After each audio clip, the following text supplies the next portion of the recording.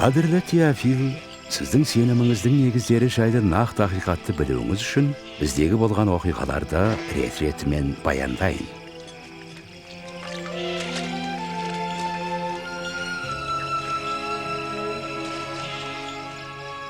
Цезар Август Рим империясының билеушісі, Ирод Иудеяның патшасы болып дәуірлеп тұрған кезде, Назарет қаласындағы бір қызға Құдай Жәбірәйіл періштені жіберіп еді. Ол қыздың есімі Мәриям болатын.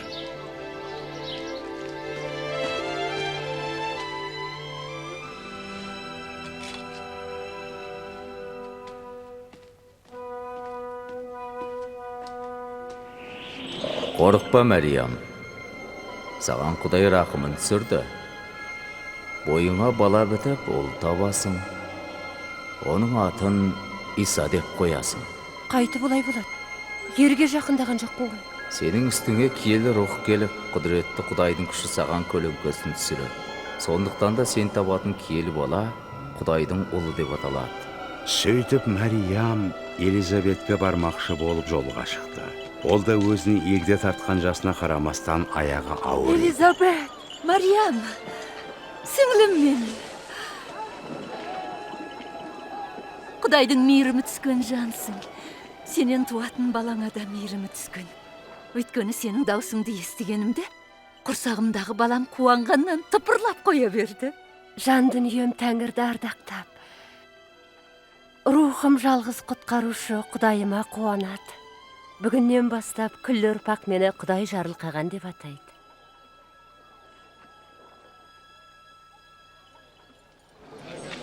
Рим патшасы Августен Галилей мен Иудея өлкелеріндегі барлық тұрғындарға санақ жүргізу жөнінде қатаң жарлық келді.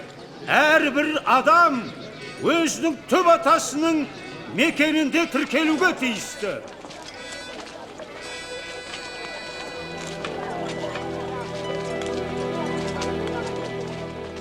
Сонымен Мәриям мен күйеуі Жүсіп екеуі санаққа жазылуға Иудея еліндегі Бетлехем қаласына келді.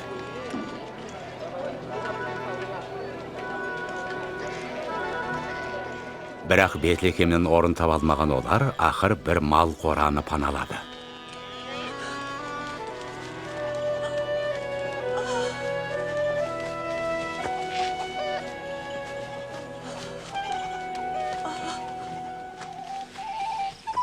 Бұл өлкені мекендейтін шопандар түнде жайбарақат қойларын бағып жатты. Кенет бір періште пайда болып, Құдайдың сәулелі салтанаты олардың төңірегіне нұрын төгіп жіберді.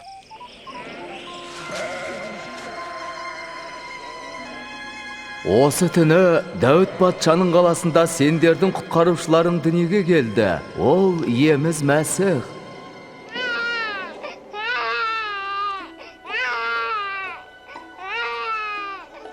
Сол кезде шопандары қора ішіндегі жаңа туған нәрестені көреміз деп асығыс жеткен еді.